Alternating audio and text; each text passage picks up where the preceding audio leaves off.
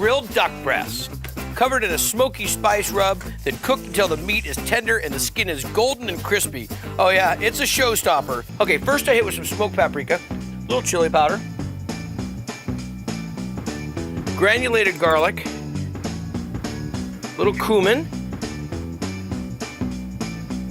Chinese 5-spice. Man, you overdo this, it just blows the dish. You do it the right way and add just that tiny bit, you'll really enjoy it. Also, just a little bit of dry mustard, okay? Some salt and pepper. So there's the dry rub. Let's talk about the duck breast. So this is a really family-friendly and cook-friendly dish. Scoring the duck fat, of course, gives the opportunity for it to render the fat down, still keeping the skin on. A really nice, generous rub with a little bit of 5-spice in it. And cooking it on the grill, off the direct flame, so it has a chance to render down, feel the heat, covered with the cast iron. Perfect way to do it. Flip it over, let it finish cooking out, let it rest a little bit, slice it, medium rare, medium. It was outrageous. Now, everybody's got their feeling about duck. A lot of time it's been overcooked. A lot of time it's just been funky duck, okay? But this duck, you're in luck. Because what we did is we scored it, then made this fantastic dry rub, little 5-spice, cumin, salt, pepper, paprika. Ready? You want to check it out? And we did it on the grill.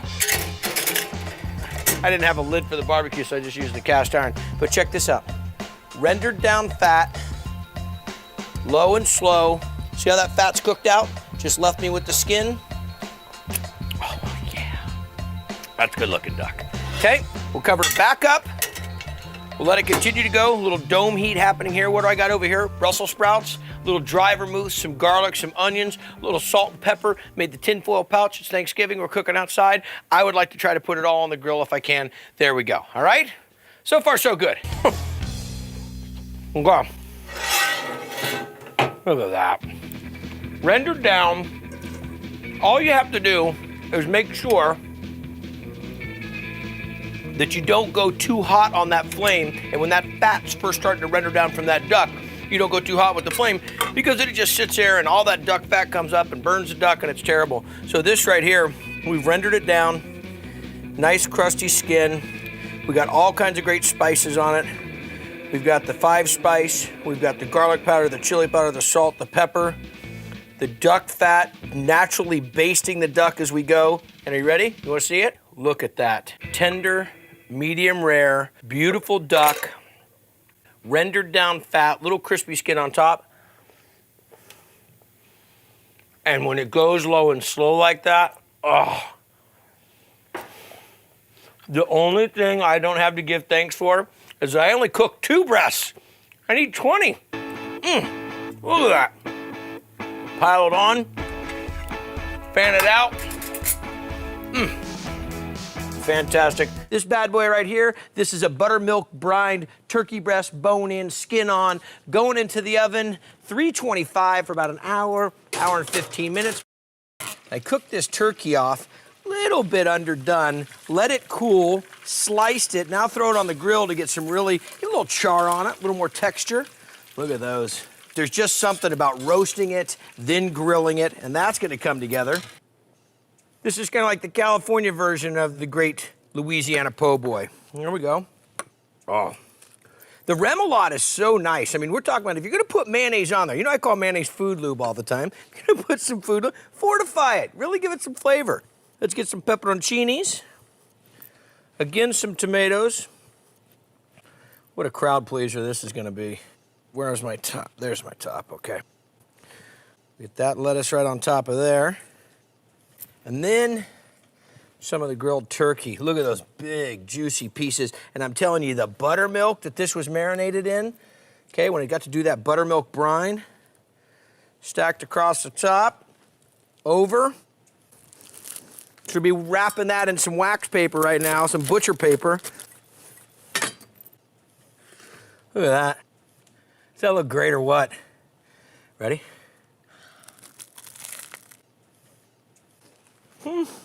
Let's make this rub that we're gonna put on the chops, okay? The cast of characters.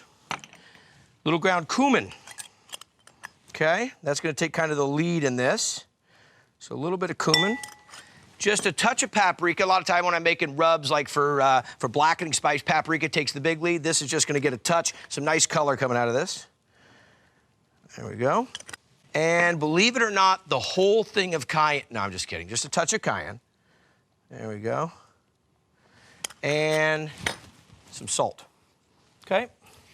So we kind of mix that together. Now what I'm gonna do is reserve this. Take about half of this mixture and hold on to it, because that's gonna be actually going into our Charmoula sauce, which is gonna have some fresh herbs in it and some lemon juice. You're gonna love this, okay? Get about half of that here. There we go. So I gotta cut all these, hit them with a little bit of olive oil, sprinkle them with some of that seasoning I just made, let them hang out for about 30 minutes before I put them on the hot grill.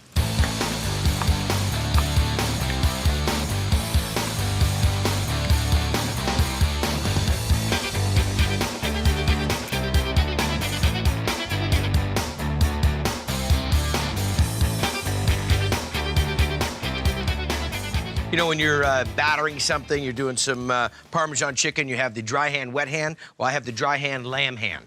One to rub it all in, but I want you to take a look at that. Look at that beautiful chop right there. All rubbed in with that spices. It is gonna be dynamite. Okay, throwing these onto a really hot grill. Now, we've got some cumin in there, a little cayenne, a little bit of paprika. Cut these myself. These are Frenched, meaning cleaning the bone off. And I'm gonna make a Charmoula sauce for this that you are gonna dig. Okay, gotta keep an eye on those chops. There's a tendency, you know, that people think with lamb and with pork that you really gotta overcook it. And my thing is boy, I wanna have a little pink in the middle. Okay, so in go the onions. Okay, so what I gotta do, I gotta chop up the onions, get some garlic in, the parsley, the cilantro, zest some lemon juice in there. Remember some of that seasoning that I put on the lamb? That goes in. That will be my Charmoula. Watch this happen.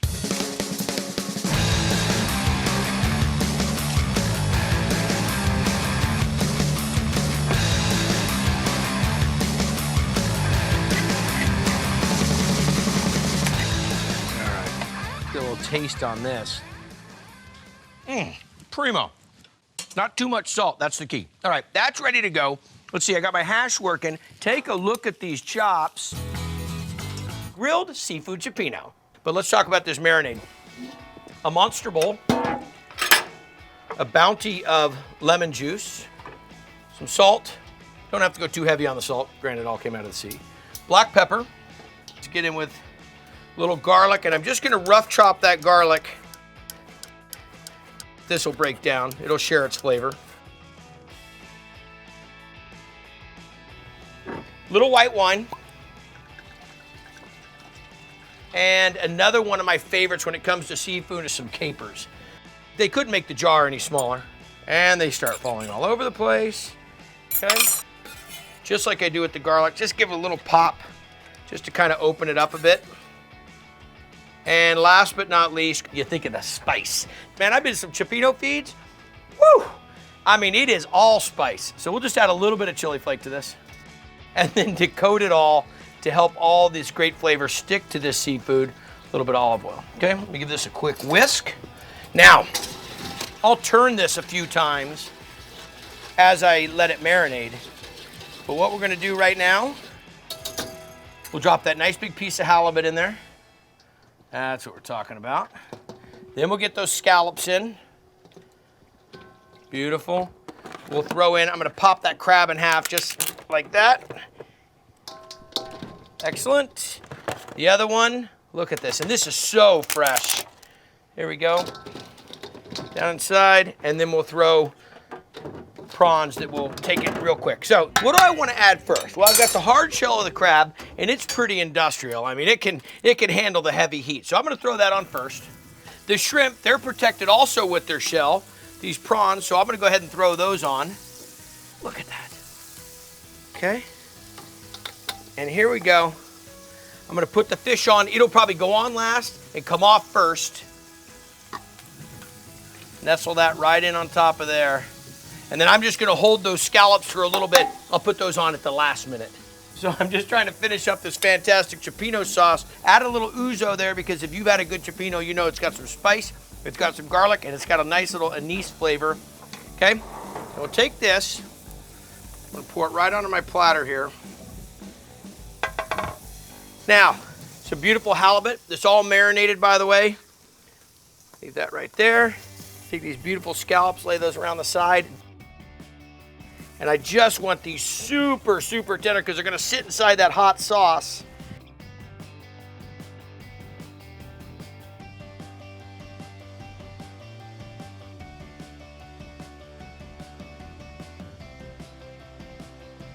I mean, look at that.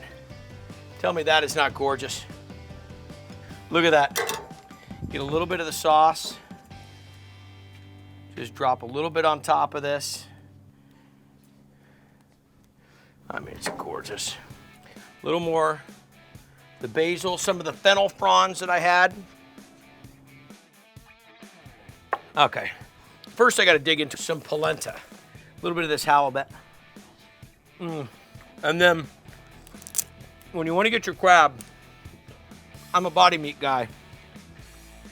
So you dip it right in there. This Dungeness crab. Of all the crab that I have, I mean from king crab, snow crab, you can tell I don't like it. This is the one to go to. Brandade, a creamy salt cod and potato spread I'm serving up with grilled sourdough toast. First thing is I took the salted cod, soaked it for about 24 hours, but I wanted to show you what this bad boy looks like. I mean, look at that. That is like cod jerky, super salty. We'll get into that in a second. Right now, potatoes. So we're gonna take these potatoes, roast them off in the oven. Then we're gonna take the salted cod that's had a chance to soak for about 24 hours, and we're gonna get ourselves into making a little bit with a little cream, and we're gonna put it all together and make it really makes like a spread, and we'll hit it on some toasted sourdough points. Oh, outrageous. Just a touch of olive oil. There's gonna be a lot of flavor there, so I don't have to hit it with a bunch of salt, but we will hit some pepper. Mix that up together, into the oven, 20 minutes till they brown up, and they'll mash into this fantastic, okay? There we go. Bacala, okay? Bacala. You'll see it in markets. Now that you've seen it on the show, you'll go like, wow, that's some funky stuff. I never knew what to do with it. Well, this is what you do. So we'll fire up a little bit of heat, drop some oil. Let's pull out a nice big chunk. Whoa. Soaked it in water for about 24 hours. It's still gonna be a little salty right now. Just, I'm warning you. It's a little bit on the tough side, but you gotta think, back in the day, this fisherman comes in, he's got all of this cod, he's selling it off like hotcakes, or like cold cod, he's selling it off, and then what do you do with it? Well, different regions had different ways of taking care of food. I mean, in the United States, we made beef jerky, we smoked things a lot, we cured the bacon, but the whole point is, you had to preserve it, and this was one of the greatest ways. So, hot pan, we're gonna drop that in there. There we go. Let me get this other piece in there too.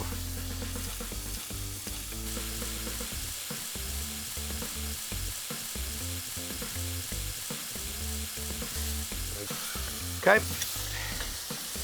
there we go. Now, we're not really sauteing this. We're gonna hit it with some heavy cream right off the bat. Now, what would go really nice with this? Exactly, some garlic, but not just any garlic, because we're talking about subtleties and flavors, and we're really mixing a lot together. I roasted some garlic. Whenever I have time on a Sunday afternoon, I'm not doing much, and I see a bunch of garlic sitting there all roasted. I mean, this is just great. You could heat this back up, and it's a great little smear for toast points by itself. So we hit in some roasted garlic. Now, one of my favorite herbs, a little fresh thyme. You can tie this up if you want. I'm just gonna drop it in, but I'm gonna fish it out here in a little bit, okay? Now, let's hit it with a little white pepper. Just a touch. And I'm just gonna sit here and let this simmer for a little bit. So we'll just let this work. I got potatoes for this fantastic brandade with the salted cod. That's gonna, I don't have anything that rhymes, but it really sounded cool for a second. I was gonna rhyme that together. Throw those in. Those roasted off. We'll take that, we'll get the masher. Give it a quick little mash. These are nice and super soft, okay? The Yukon Golds are perfect for this. A red potato would also look nice. I leave the skins on. I'm going rustic with it. There you go, okay. Let me get out the thyme. I dropped some fresh thyme in there. I didn't tie it up, but that's it, I could find it. So what do we have in here? We've got the salted cod, we've got the roasted garlic, we've got the heavy cream, Drop all that in. You know what it needs, though? We need a little acid in this as well. So let's get a little acid here. Another lemon. These are so soft. Got the seeds. Okay, little lemon juice in there. I'll see where it's at. It might need a little bit more. We'll just go kind of test it. The potatoes just tighten it up big time. I mean, they're the ones that really bring it together and make it this really nice spread. I could put it in the food processor, but then you lose the texture of the fish, and then it just doesn't work. This will go great right on top of those bread points. So here is some parsley to go on top of the fantastic Brandade right here. And that is where we got that salted cod with the potatoes all put together and a little bit of cream. The salted cod, which a lot of people be freaked out, you did what with the fish? It's salted, it's dried out, and you had to re-soak it in some water. Hey, trust me, that with the roasted Yukon Gold potatoes, all brought together with a little heavy cream, some roasted garlic.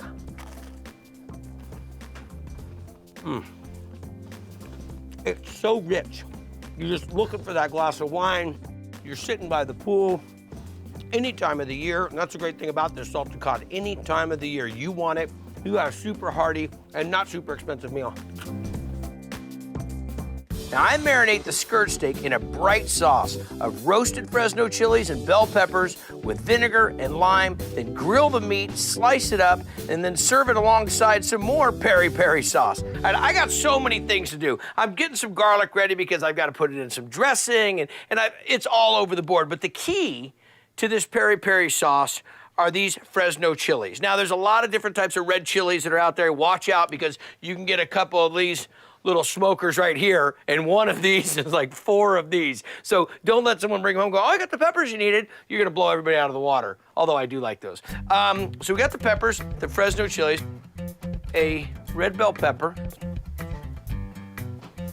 So just a little bit of oil into the oven. Could also do it over an open flame, but I think I get a better yield out of this. So, looking in there, fire looks good. In we go. Okay, there we go. Smash garlic into this. Why do I smash the garlic? If I were to put that really fine cut garlic into this, it's gonna burn up. It's gonna make these little bitter nuggets, and the onion's not even gonna be ready to go.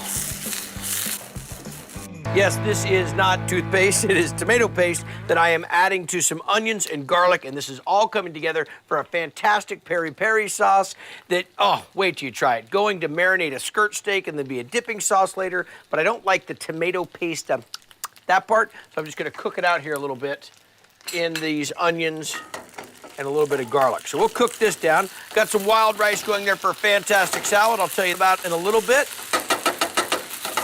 We'll let that finish cooking. Now let's talk about the peppers. Now the peppers are the key part to this. Let's look at this. Fresno chilies, red bell pepper, roasted, a little bit of olive oil, and this is smoking hot. So what I want to do is get these out. These things are just cranking hot, and they're going to add so much flavor. Now let me get a knife I can work with here. But tell me, those are gorgeous, especially in the wood-fired oven. When you get a little bit of that smoky flavor. And I think that the color really matters on this. So if you don't have the red Fresnos, you get some type of a red pepper in there just so you get this look, because that's part of the idea with the peri. Okay? So we'll drop this. Look at that multitasking. In with the peppers. The hot ones. Now we'll get downtown. We cooked out the tomato paste with the garlic and the onions. Some smoked paprika. There we go. In my style, I'm gonna add a little bit of heat to this and a little vinegar. Red chili flake. Let's get some white vinegar. There we go. Okay, some lime juice, of course. Now, I'm not going to use all of this for the marinade. I'm going to reserve some of it for a sauce. There we go. Salt and pepper. I think I got everybody in the pool. Okay. Now, key here. Give that a little pulse. Then grab some extra virgin olive oil and a little stream.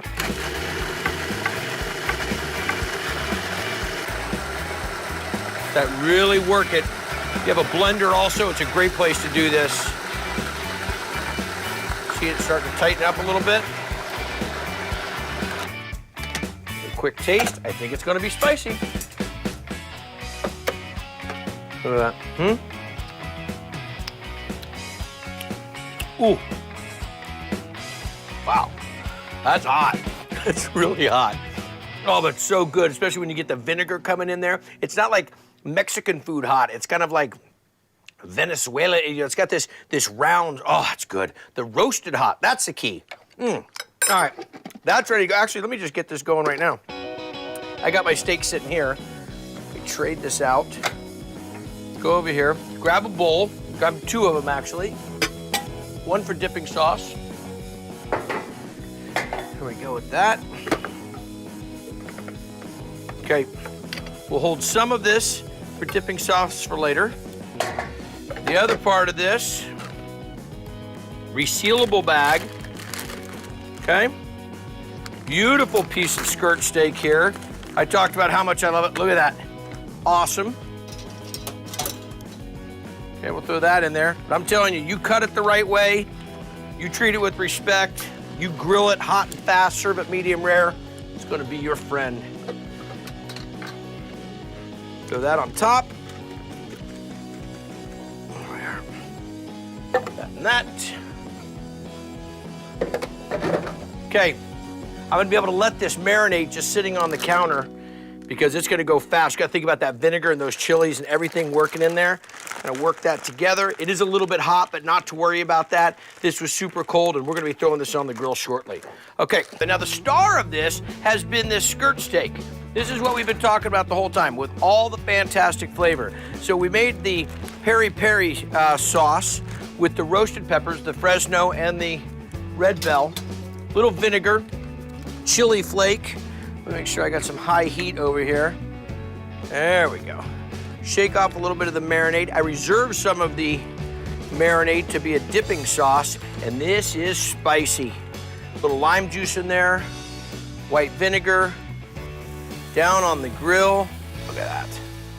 Now the key to cooking the skirt steak, hot and fast, put a nice crust on it.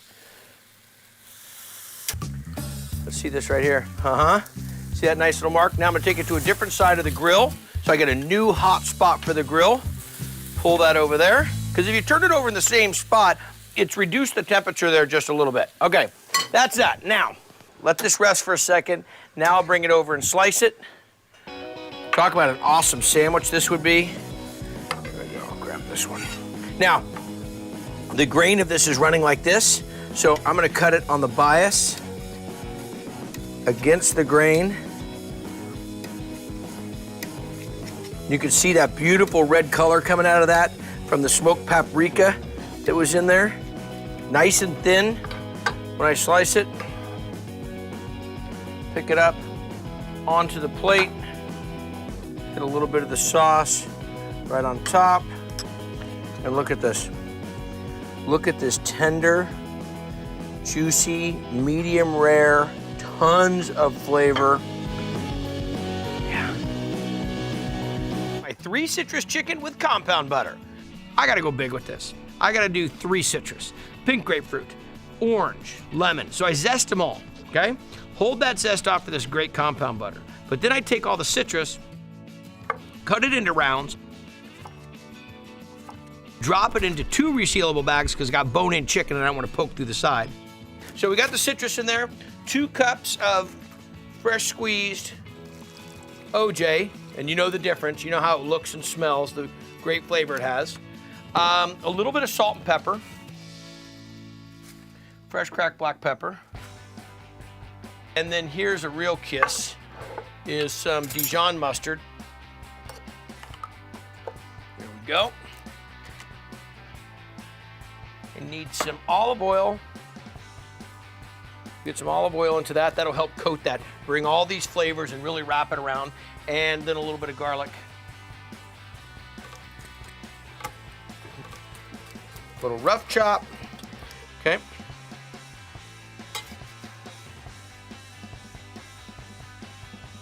Now, before I put the chicken in, Want to get there and kind of work this together, because with that bone in the chicken, you know, kind of the ribs sticking out sometimes, that will get a little, that'll puncture, and I don't want to lose all this marinade. So I'm kind of squeezing it a bit, kind of working out some of the citrus. Look at these nice big, full breasts, bone in, okay?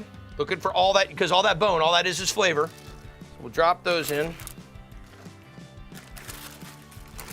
You know, just go right ahead and make triple the batch. It's gonna be so worth it, because you'll love this. And you wanna talk about a great chicken to put on a salad, you know, because it's got all of its own flavor. And when that chicken's got the flavor, you don't need all that extra dressing. Okay, so now we work that in there. So look at that marinated, the garlic, the salt, the pepper, a little bit of that Dijon working around in there, like a little bit of tang from that. Now, I only need to let this marinate for about 45 minutes. I'm gonna set it upside down, kind of move it a few times, going back and forth. But all that citrus, all that marinade, everything's gonna happen in there. A drying rack for this.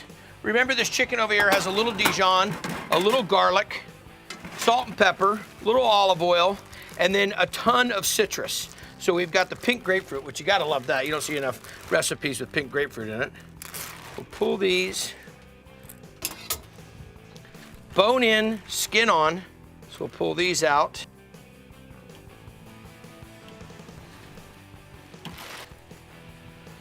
A little touch of some salt and pepper. And a really hot grill. Now, let's say that you want to do this during the holidays, or you're doing it in the winter time, or you're not in California and it's not sunny. What can you do with this? You could sear these off in a pan, because we're going to actually finish them in the oven. We're not going to wait for them just to all finish right here, because we're going to be popping that compound butter on them. So we'll go down, skin side first. Nice hot coals. Look at that.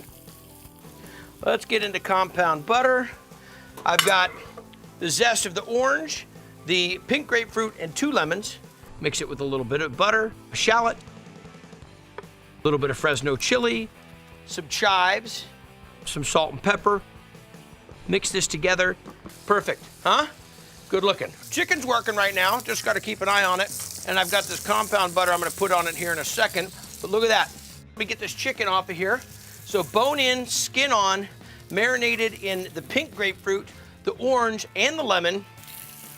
Really nice mark there that I did from the grill. Now here's the cool thing. You could have done this in a pan if you were indoors and it's wintertime, but this right here on the grill is nice. I'm gonna just lay some butter right up on top. So as it cooks, it bastes in the butter. That just kind of smear on there. Oh, you talk about awesome. All that citrus just melting right on the top of it. And then I'll go into the oven, which is rolling right now, about 300 degrees, depending on where you put it, by the way. So drop this in. Okay, let that go in there. We'll let that finish off, so you can be finishing that at your oven, just going underneath, 300 degrees. Check this out. We're talking comfort food. We're talking a really smoking hot pan, too. Coming over, coming hot. Look at that.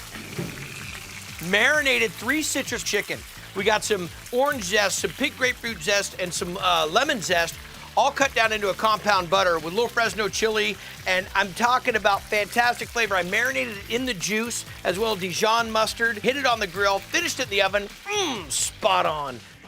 Bring this over. Eeny, meeny, miny. I like that one, okay? Bone in, skin on, awesome flavor. Look at this.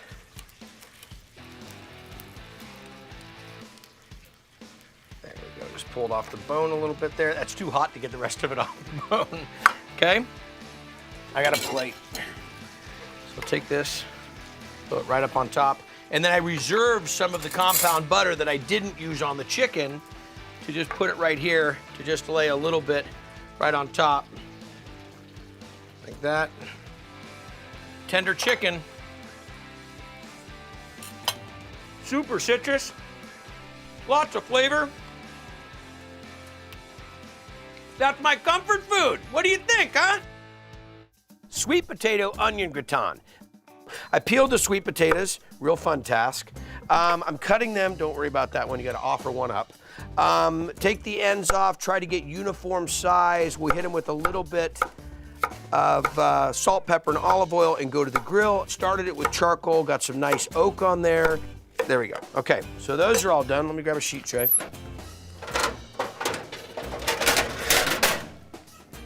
Slide them onto a sheet tray.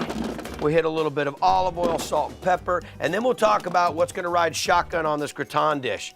How about, exactly, some sweet onions, Vidalia onions to be exact. So grab a couple Vidalia.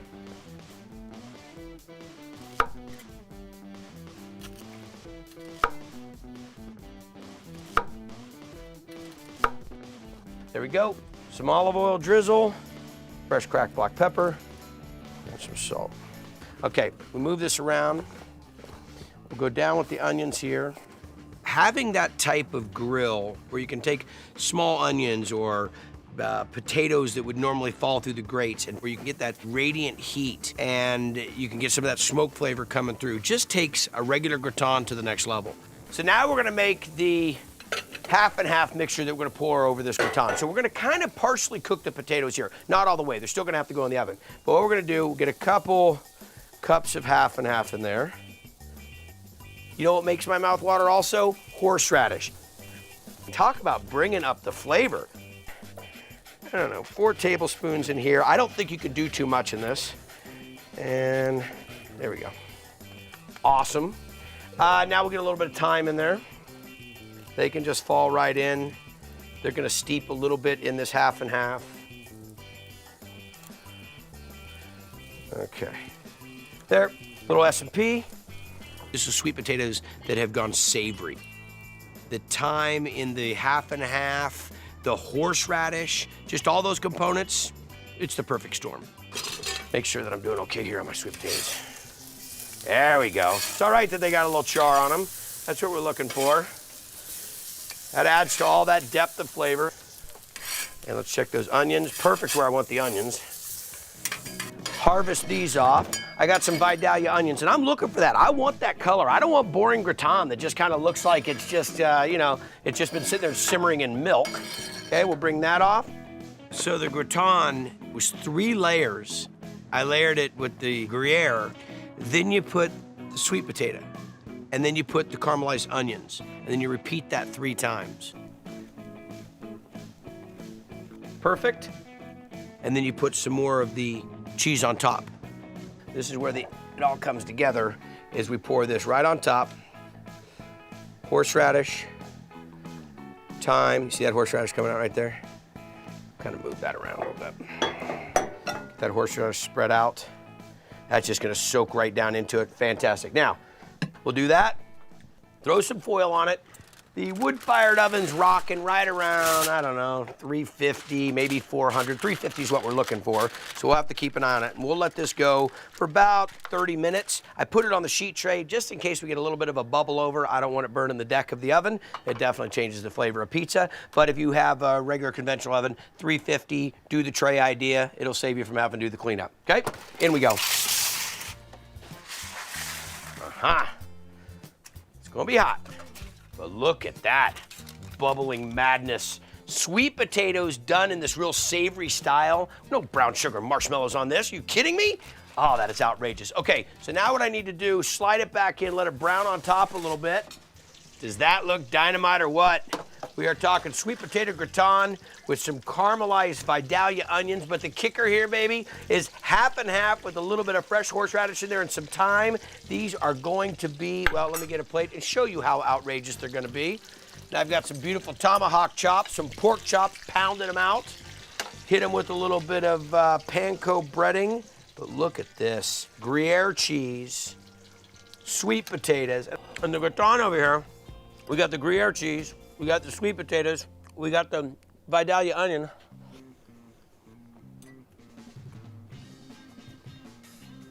You understand what that meant? That's my kind of sweet potato. Starting off with my skirt steak hash. I coat skirt steak in a bold chili espresso rub. Grill until it's perfectly tender, then slice it up on a bias and serve over a hash of potatoes, sweet peppers, onions, and asparagus.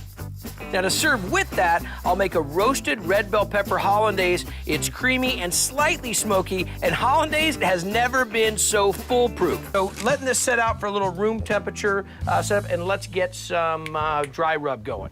Let's talk about the dry rub. What is it like? Of course, fresh cracked black pepper. We'll get a little bit of onion powder. You can make your own dry rub that you like. Mustard powder, like a little bit of that tang there.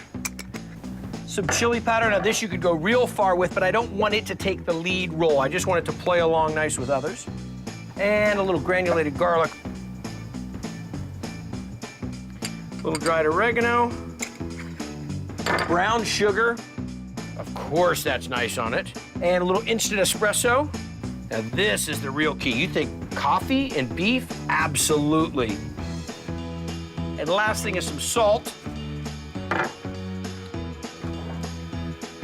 Pinch more.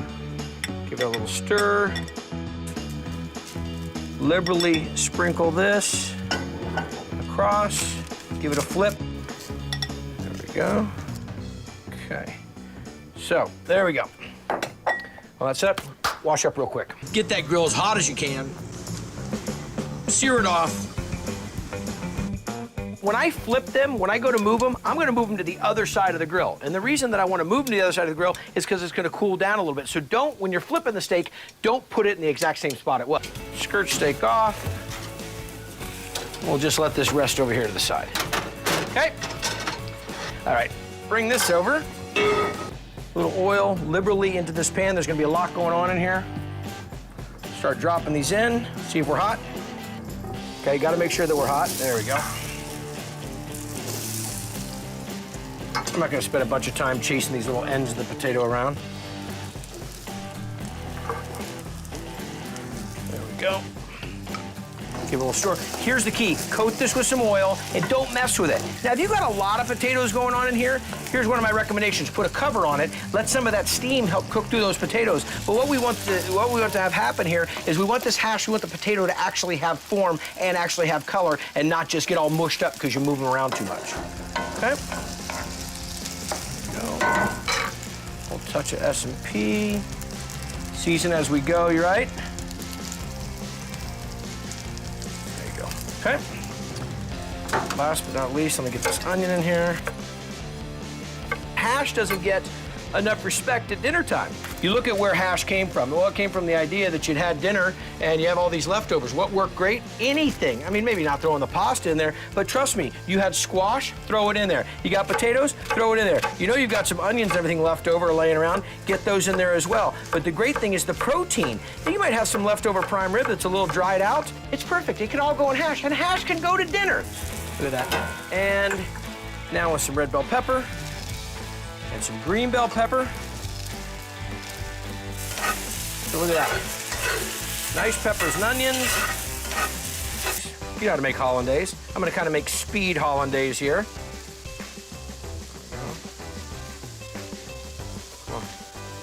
I usually do this by hand, but I'm trying to be real efficient with it. Okay, last one. This isn't going good. This one is gonna go by hand. Okay, so watch.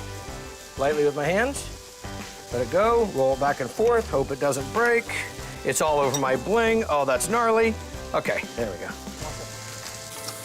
All right. Okay, into the blender. Doesn't have to be a super high-powered one, but we'll dump that in. Pinch of some salt. Touch of the paprika. And I like mine a little bit spicier. A little extra on the cayenne. There you go. Little look away there, just make sure no one's paying attention. People see you put that much pepper in there, they get all freaked out, and then it's already gonna be hot. Just to, oh look, pretty bird, and then that's when you hit it. Okay? Put it out of the way. Give this a stir. See how I'm not stirring it a bunch when it comes to the hash? See how I'm throwing it on the floor? See how I'm not stirring it a bunch? Just letting it flip over so I can get that nice crust like that. That's what I'm looking for. And I still got to put garlic in there, but I'm not putting it in yet because the peppers are still so firm, they haven't had a chance to sweat yet, that if I put the garlic in, there's a chance it can burn. Okay, back to this. All right, so everything's in here. Now, last thing I need is a little bit of lemon juice.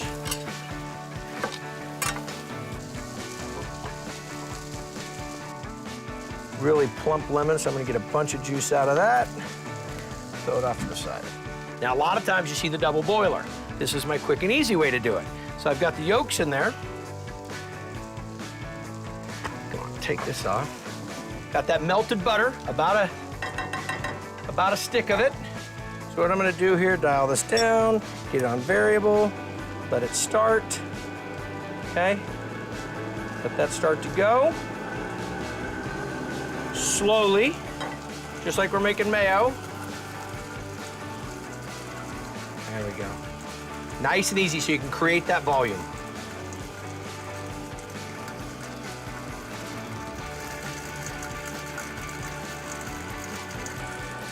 You hold your arm up in the air like this long.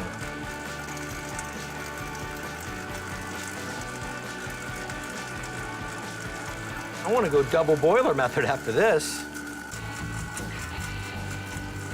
All right. It's hot, and I'm making Hollandaise.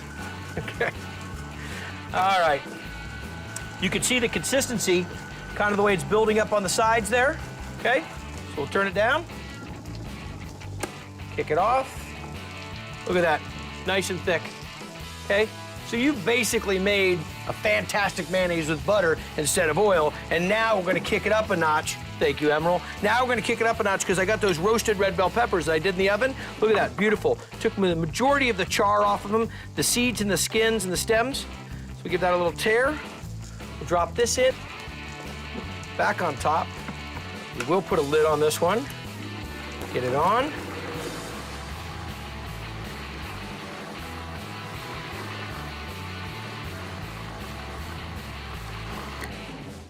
Okay. Now, go in. Nice big chunks of garlic in. Add that into it. Huh? Mmm. Not breakfast skirt steak. This is skirt steak hash for dinner. Uh-huh. That's what I'm talking about. So I got some beautiful hash in here. Lay that skirt steak on top. Mmm. Awesome, and it's all for dinner. Some grilled asparagus that also get mixed into this. Fantastic. A little olive oil, salt, and pepper. Let's look at this. Red bell pepper, green bell pepper, the asparagus, the garlic, the onions, all of that. Now we'll grab some of the skirt steak that has the nice marinade on it, or the nice dry rub that I put there. We'll get some avocado on top of that. Little green onion. Now, we talked about elevating the flavor. The roasted red bell pepper hollandaise, look at this, when it goes right on. So, made a hollandaise with the butter, the egg yolks, little touch of the cayenne, and then took the roasted red bell pepper that I did in the wood-fired oven, pureed that into it, so you have this beautiful hollandaise. So we're talking elevated hollandaise. You get this, you put it all together. So look at that. That is breakfast taken to the dinner table. What do you like with your brats, huh? I like it all. Peppers and onions are the key, though, okay? So we'll do some peppers, some onions, and some garlic. Get this moving around. I chopped that bacon up a bunch because I want it to kind of render down fast, and I want all of that great bacon flavor to dissolve into this mixture. So, green bell, red bell, big onion, peppers, onions, bacon in, get a couple cloves of garlic. I've got enough moisture in there, I don't have to worry about this really burning, and I'm also just gonna give these a quick little chop.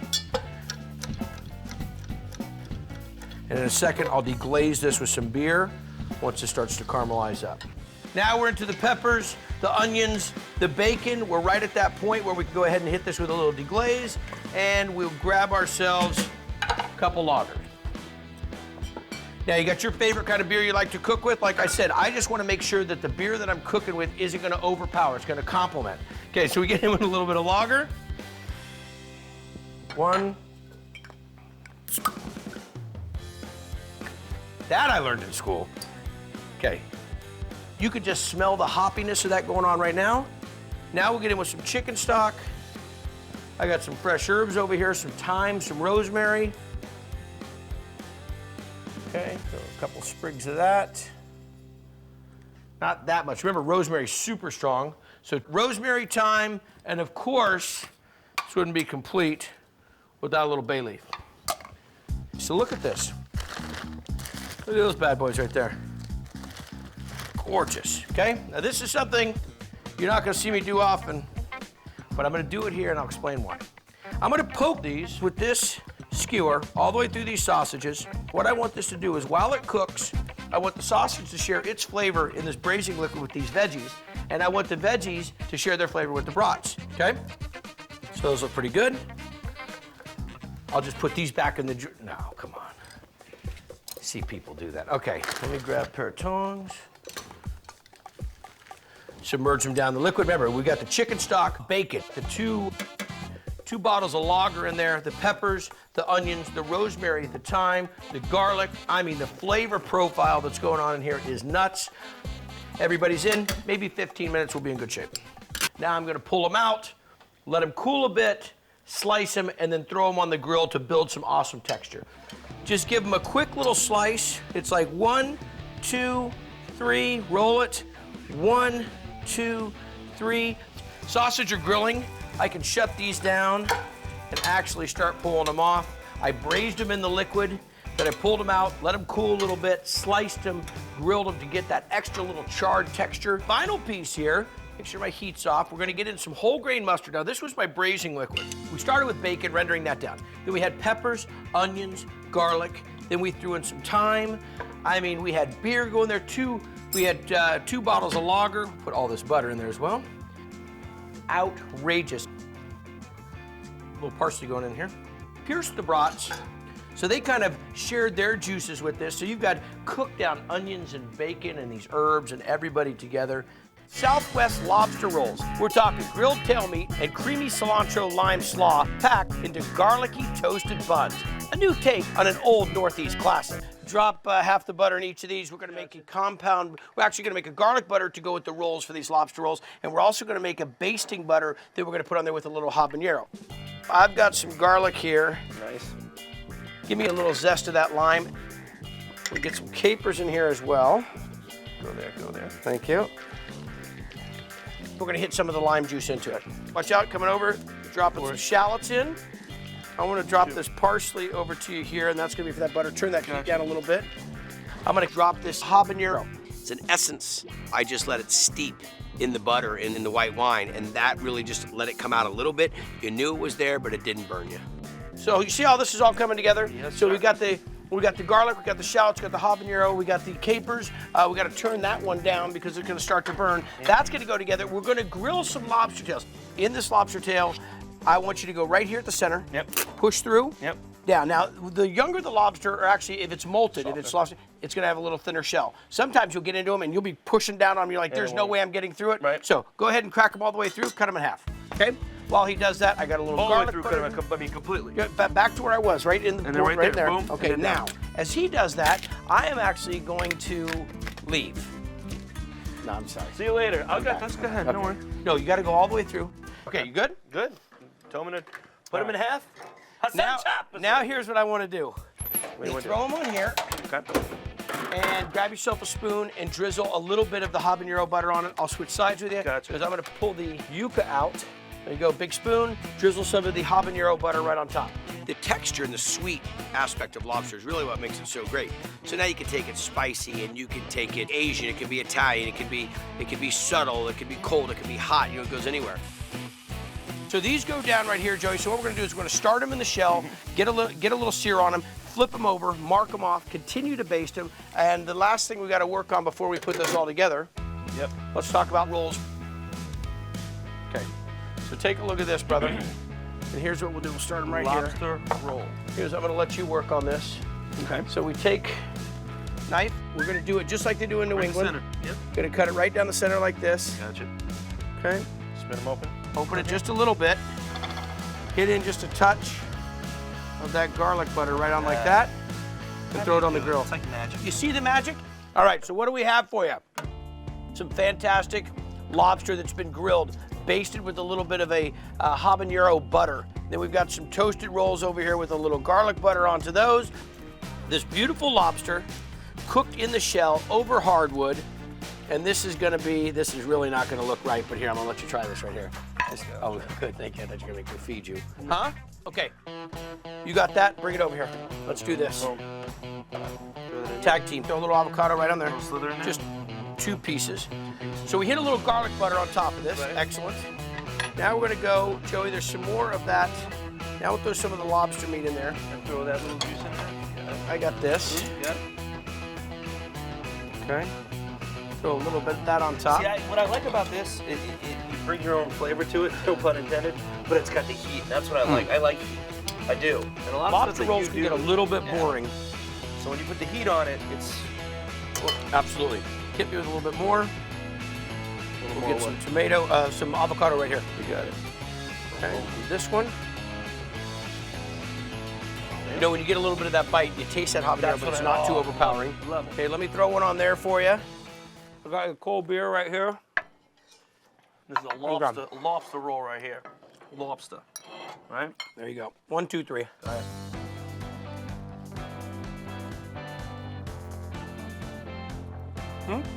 That right there is a kick lobster roll. With a vinegar-brined baby back rib. So how about you throw me about, I don't know, a cup of vinegar in there. A cup of apple cider vinegar. Here we go. Get some water in here. How'd it do? Sometimes I just have to take the lid right off that thing. That's one. That should be about believe that'll 3/4 get of it. that bottle, Terry. Okay. Let's Got it go done. ahead, throw that in. I'll get a little bit of garlic. We'll do a rough chop on this. So it's apple cider vinegar, water, some salt, some pepper, and that's going to take care of it. Matter of fact, you want to grab the ribs. There's some baby backs in there. Now, when you go to your butcher, you can ask him to take that silver skin off the back of those baby back ribs, and that's one so that you can kind of, get that flavor of the marinade in there. And also, when the ribs cook, they don't tighten up. That silver skin doesn't tighten up and make them kind of curl up on the barbecue. We've all seen that, right? Okay. Let me get right over here from you. You bet. Little compost. You do compost in there at your joint? I don't at the joint, but I do it in my brother's garden. Okay, so what we do, kind of wrap them up, make sure that everybody's submerged down in the liquid. Where's your compost pile? Compost right in there. Alrighty. Okay. Now, you want to go ahead and grab that ginger and knock off about a tablespoon of ginger, but I want you to take the skins off it. You got it. Okay, there we go. Now, these are wrapped up. Actually, no, I'll just leave these out here. These are only going to be about 15 minutes. So you take the back off of that. I'll hit a little bit of this garlic. Now, I've got the serrano and the onion down first. Why? I want to kind of sweat them a little bit. If I throw this garlic in too early, well, it has an opportunity to burn, and we know when garlic burns, it doesn't taste right. The garlic goes in. I'm great. Throw it right in. Nice. Okay. Go. There we go. Deglaze this with a little bit of cider vinegar. You always got to have vinegar. This has got some of the main ingredients that you have in a regular barbecue sauce and a little Guyified with things like raspberry jam. So we'll put a little bit of that down. Get a couple cups of these raspberries in. Hey, Terry, you want to grab the corn out? Let's go ahead and start getting this on. Sure thing. We'll get some raspberries down. A couple tablespoons of molasses, because that's, again, a barbecue sauce. A little bit of chipotle peppers. In some adobo sauce. So the smoked jalapeno pepper in some of the spicy vinegar tomato sauce that goes with it. So now I'm gonna take these ribs, shake them off a little bit. I'm gonna put a little char on them indoors, okay? Then what's gonna happen, put them in this pan with a little beer and some onion and some garlic, tent it and throw it in the oven and let it go kinda, well, I won't call it low and slow, but I'll let it kinda go for a while. And check that out. Now I grilled them on top here, and now I'm gonna hit them with a little bit of this, I'm gonna hit them with a little bit of this barbecue sauce, but let me find a spoon. So we got some raspberry preserves, we got some vinegar, and then we've got some frozen raspberries. So we got all those great flavors, raspberry, and then the chipotle pepper that has got a little of the adobo to it. Look at that, there's some molasses, all the key components that you need to good barbecue sauce. Okay, 300 degrees, about an hour and a half. These are a brined rib that we did with some vinegar, short ribs, cooked until tender, and then finished on the grill with a red wine barbecue glaze. You're working the mirepoix, a little olive oil right there. I've got the short ribs, a little salt and pepper. Let me borrow that for a second, thanks. I'm gonna put down a bit of oil. Awesome. Gee, some oil in there for you. Thank you, brother. Seasoned on this side. I'm gonna roll them, season the other side.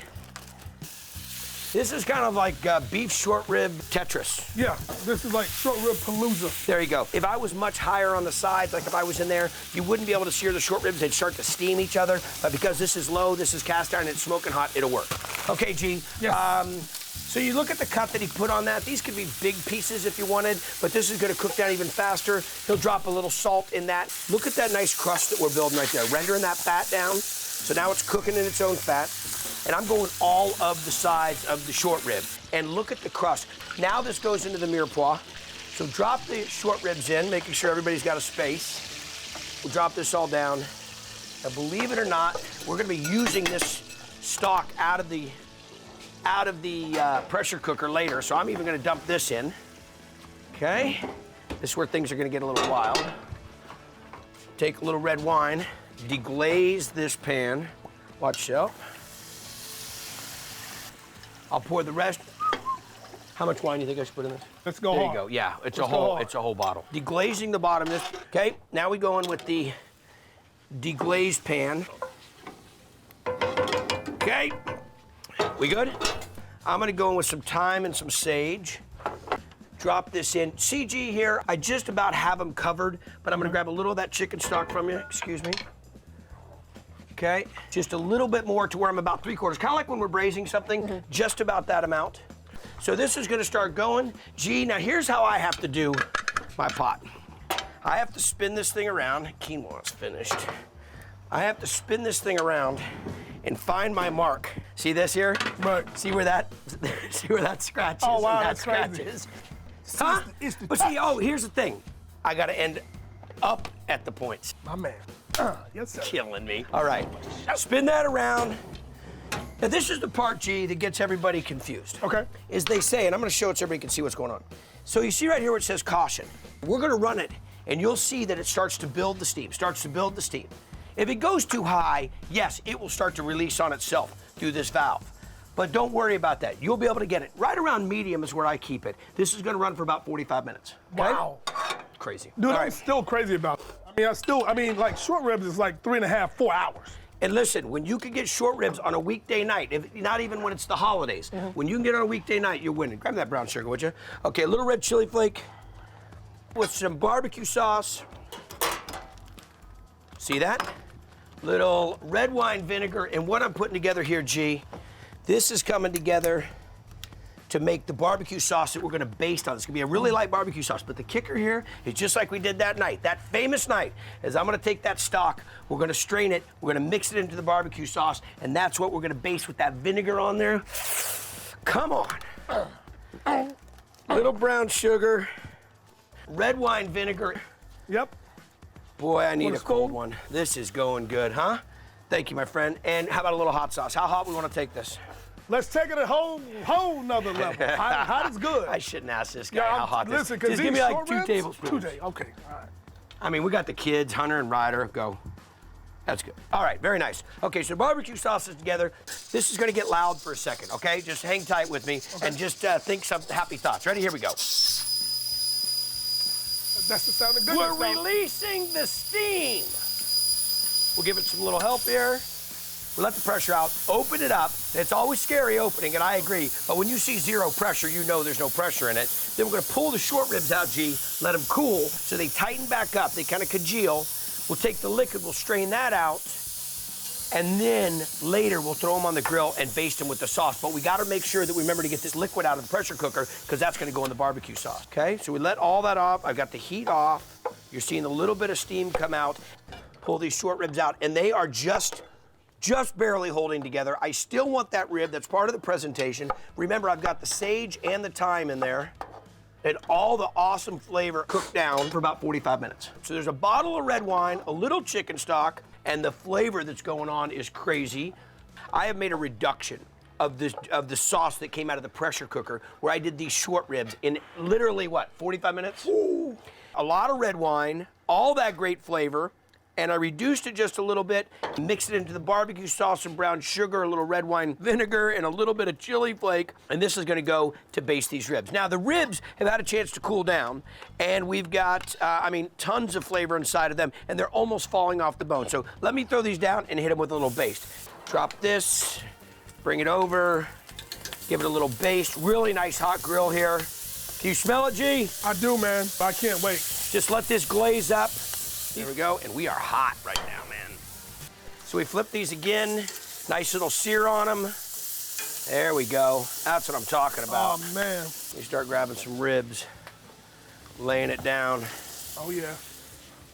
A little bit of that thyme, a little flavor of that sage.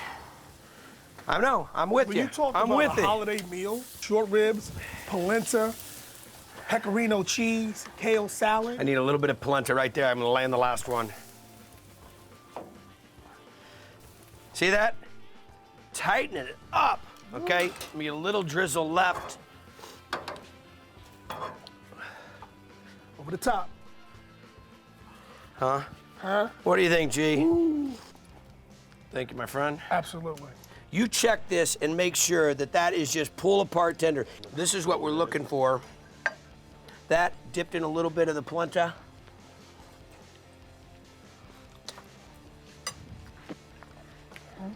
Dude, I'll cook with you any day. My man. Smoked prime rib. Sliced and served with a brown butter garlic sauce. We'll get it going with the basics. A little kosher salt, a little extra kosher salt, some fresh cracked black pepper, a little dry mustard, granulated garlic, paprika, and a touch of some cayenne. Just a little bit of heat, not too much. Okay? Now, mix this up. Rub it on top, rub it on the sides. Okay? Now we're gonna let this stand. It's a little room temperature. You see how easy it moves around? That's gonna help us when we go and sear this in a cast iron skillet. So I've got some lump charcoal as well as some briquettes. Nice consistency burn with the briquettes and that flavor coming out of that lump charcoal. Gonna dump it right down in here. Trying to keep it almost on one side. Now, I've got some wood chips over here, some apple and some hickory. Two of my favorites. So we're gonna drop some of the apple and hickory soaking in water here so they don't just burn up right off the bat. So we'll lay those chips down on there. We'll just leave a little bit of that water and we'll lay this down here. We're kind of doing an indirect cooking right now. So I'm gonna drop this. Take this, let this heat up. I got the vent on the bottom open, vent on the top open. We're creating the convection. We're feeling it, it's coming through. This is indirect cooking, as a friend of mine would tell me. And I'm gonna season the bottom of this cast iron skillet, whoa, with some of these fresh herbs. I've got some thyme, I got some rosemary, of course, a little bit of oregano, and I'm just kind of getting the bottom of that pan just nice and well seasoned. You can smell it right now. I'm gonna use this later, so I'll hold tight with that, okay? Here it is, the star of the show, gonna wow everybody. That standing rib roast, bone in, seasoned, salt and pepper, drop it down, sear all the sides. Here we go. Remember, this cast iron skillet was smoking hot and I dropped a cold piece of meat on it, kind of a room temperature piece of meat, but it'll cool down now. So it's gonna take a little bit more time to recover as I go to sear each side. Working the fat cap right now. Look at that, huh? Now we'll go to the side. And for good measure, a little bit on the bottom. All right. Now we'll go over to the barbecue. Look at all that smoke cooking out of there. Fantastic. Oh, that's Flavor City right there. All the coals on this side. And what I'm gonna do, this is the critical part, bone, big side of the rib, eye of the meat over here, bring it over and put that towards the main heat source, okay? Doing it about a quarter opening on both the bottom and the top, so a little bit of smoke will be coming through. 2.5 hours at 225 degrees. Oh, one thing I forgot, hang on. I gotta drop this in. This is the fresh herbs that I took that I seasoned the pan with. I'm just gonna throw this right on top and just let that add some of its flavor. Okay, right now I'm gonna make a brown butter sauce, and more than just a brown butter sauce, but this really fantastic, flavorful, almost like a steak sauce meets brown butter sauce. What I've got here is some garlic, some shallots, dropping that right in. Started with a cold pan. I don't want to drop that butter in too fast and have it burn on us right off the bat. I'll just throw all that parsley in. Gonna let this kind of just cook down a little bit. See where it's just starting to bubble, just starting to foam, just a little bit. That's what we're looking for.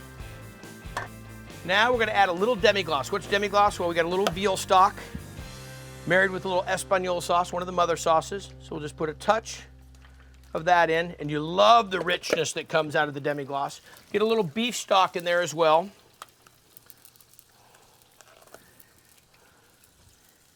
About a cup of that. We're gonna really, now I can crank the heat up. Now I'm not worried about that butter burning any further. So about a cup of that, And then believe it or not, what you love with prime rib and steak, you love a little Worcestershire. So we'll put a healthy little dose of some Worcestershire. Let that reduce down.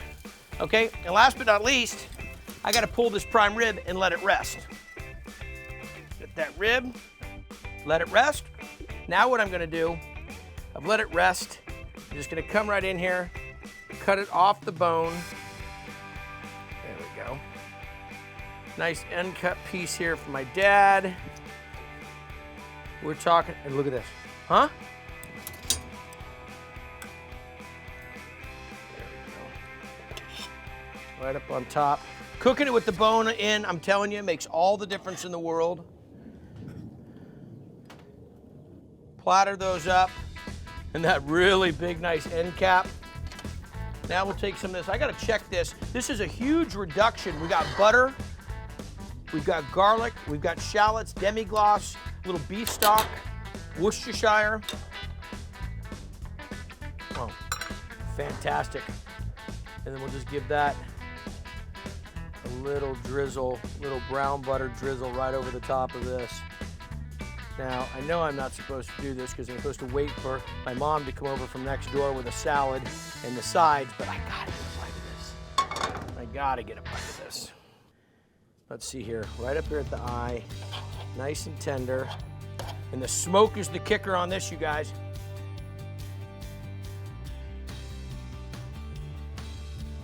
Smoky, that garlic, that brown butter.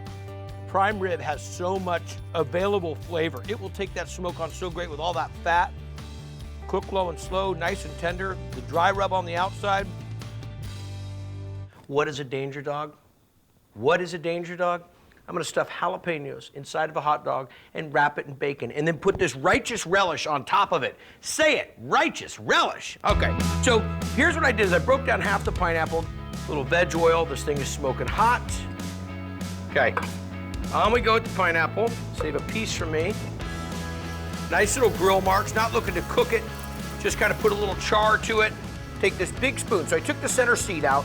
I'm just gonna kind of get this right inside, twist it around, and this is super ripe. Pull all that flesh out. Let's get back to making the rest of this relish that's gonna go on top. So pickle relish, some jalapeno, little Fresno chili or red jalapeno. Fresno's a little bit spicier. Red onion and some lemon juice, okay?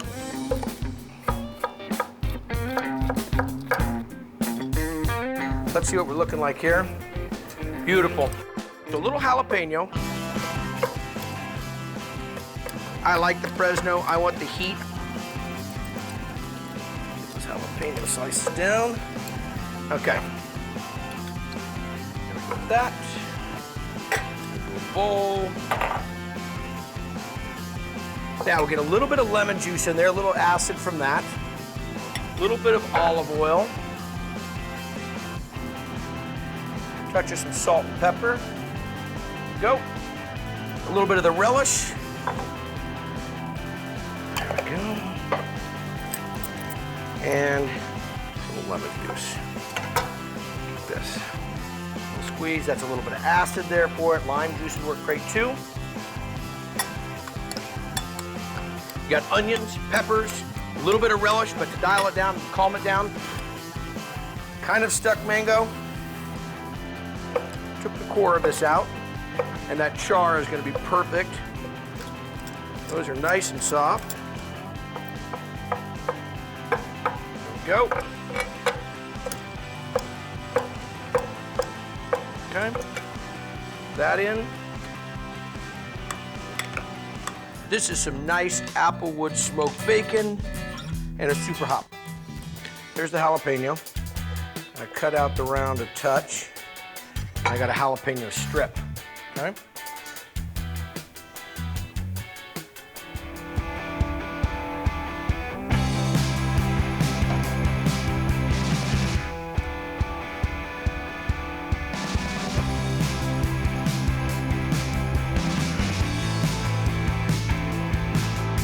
So here's what's gonna happen. These are gonna cook, really just warm up, get all those flavors. We've got a hot dog, all beef dog, stuffed with jalapenos, wrapped in bacon, all put together. Check this out. We're gonna hit some mustard, this killer relish that I made starting off with some relish, some jalapenos, some red Fresno chilies, a little bit of grilled pineapple. Now we'll just hit some mustard on top, your favorite mustard. There's also a little grilled mango in there. Okay, look at this, huh? Little red onion. Now we'll get this delicious, now this had a chance to kind of set up a little bit. Check out the beautiful colors on that. Right on top. So the Danger Dog has got the jalapeno in it, wrapped in the applewood smoked bacon, and then grilled off, kind of give it a chance to render down, kind of, you know, the dogs, you know, they come out of the package, they're kind of soft. This kind of toughens them up a little bit. So you got some great texture. Tell me that doesn't look awesome. Look at that bad boy. Just like I'm in the streets of Tijuana.